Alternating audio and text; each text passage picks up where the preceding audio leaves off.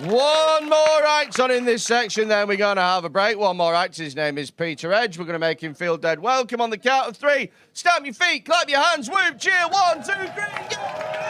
For Peter Edge. Good evening, Hot Water. How are we doing? Everyone okay? Now, you see, this is different for Hot Water because well, maybe not you, sir, but usually on the front row of a comedy club on a Sunday night, it's usually older people. Sorry, mate. And the reason is because it's warm and it's free. Now, you see, there's no one here wearing the big slipper, is there? And there'll be some people in the audience who can remember what the big slipper... Anyone remember what the big slipper is? Do you remember seeing them? You used to get them out of those... You know those catalogues you used to get in the mail on Sunday of things you couldn't possibly live without? And the big slip, it was like a big fleece thing. Can't get them now because they've been banned because of health and safety. Because what happened was, at the start of the pandemic, lots of people ordered them, got them in, bought them. They thought, well, we're going to be locked down, keep warm. And then they ordered a load of stuff on Amazon. And then, of course, the Amazon man comes. Bing bong, I'll get it. Forget they've got 2 feet in the big slipper. And that's why the NHS is on its knees. You know, all those pictures you've got of ambulances outside hospitals, that has got nothing to do with bed blocking, it's got nothing to do with triage, it's got nothing to do with intermediate care.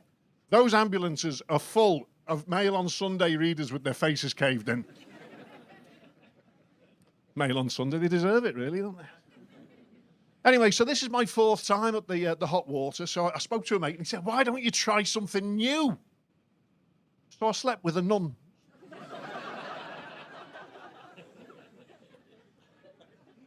Well, it was new to me. I'm fairly sure it was new to her as well. She went on top. Now, I know what you're all thinking, and frankly, you should be ashamed of yourselves, because it was bunk beds, and it was a sponsored walk for the church, raising money for disabled children. But you feel guilty now, don't you filthy-minded animals? But the other thing I started doing, because I thought I'll try something else new, at the start of lockdown. So I started gardening. I thought, I need to become a bit more self-sufficient, you know, bit of social distancing. I'll start growing my own. So, well, where I live, you tell anyone that you're growing your own.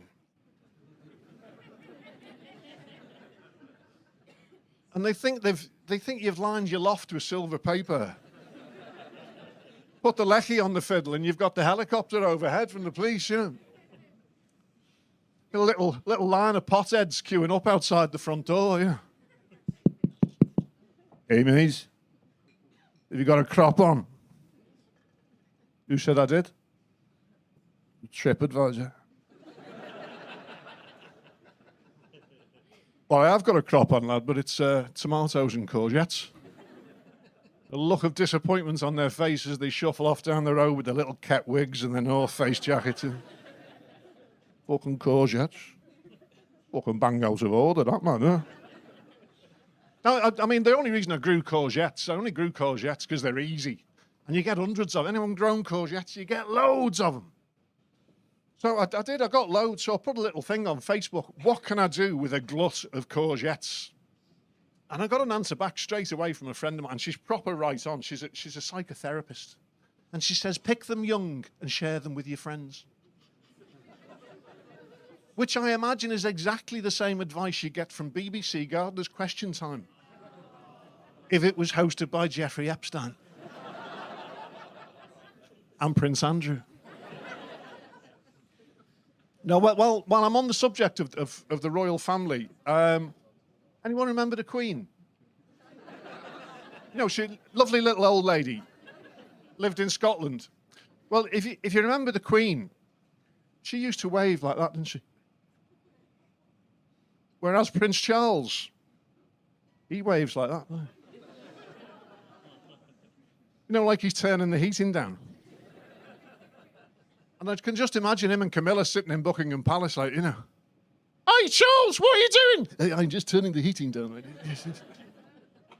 I should think so too. That bloody gas bill's astronomical. Yes, I'm afraid so, my dear. Yes. And while you're at it, put some trousers on. Take that skirt off. You're not even Scottish. Oh, yes, I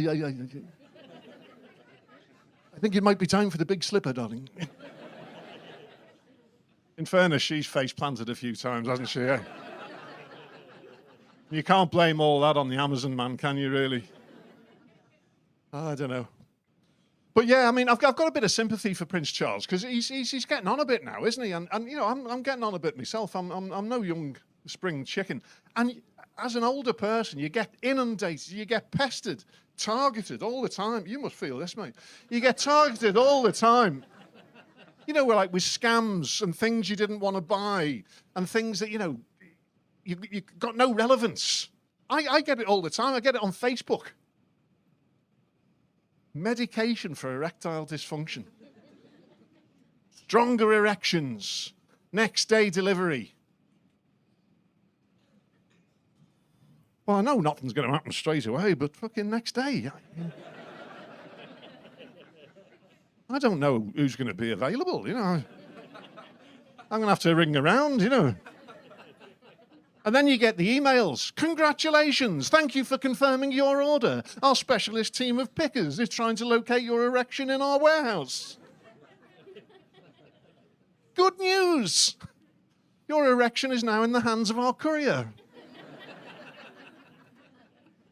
Tom, your delivery driver, will deliver your erection between 11:17 and 12:17. You can track progress on www.followmyknob.com. And don't worry, if you're not going to be in, Tom can always ask a neighbour to take it in for you. And remember, Tom may need to take a photograph of proof of delivery. I'm 61 years of age. I've never taken a dick pic in my life. I'm not going to start now. No matter how fucking helpful Tom is. Anyway, I'd written a little song about this. Now, you may, at this stage, be wondering what that guitar's for. I'm wondering myself, because I don't really play the guitar.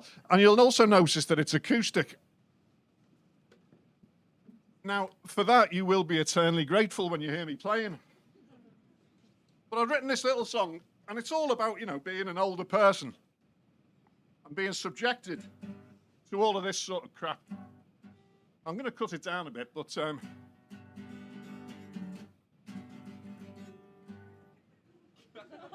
I told you I was shit on the guitar, didn't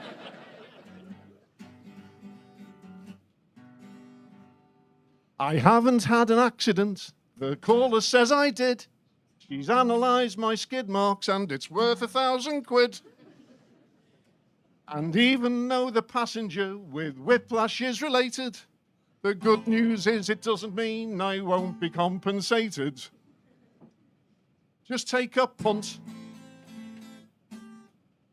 on a bogus rear end shunt. The claim firm's bent, but they'll still take 10%. They miss my gingivitis, they didn't treat it well. Now I'm having toothache and it hurts like bloody hell. They've said that I'll need implants or root canal at best. They're not that optimistic, but they'll try and save the rest. If you're in pain, we'll find some poor sod to blame. Just text your name to dental fuck-up claim. I don't know where it's going to end. I hope it's with the kids. They tell you they're a blessing, but they've grown up little shits. They bled me dry, showed no respect. I think perhaps I'll sue, but it's hard to justify a claim when their DNA's from you. Is someone there? Can take them into care. I'll pay my share if you'll take them into care. Now this is the sad verse. Thank you. And now I'm in my twilight years. I've bought a funeral plan. I've been to see the parish priest, a kindly Irish man. He says I'll go to heaven for behaving very well. But I shagged a nun last weekend, so I'm going straight to hell. No pearly gates. I think I'll litigate. Is it too late to just reincarnate?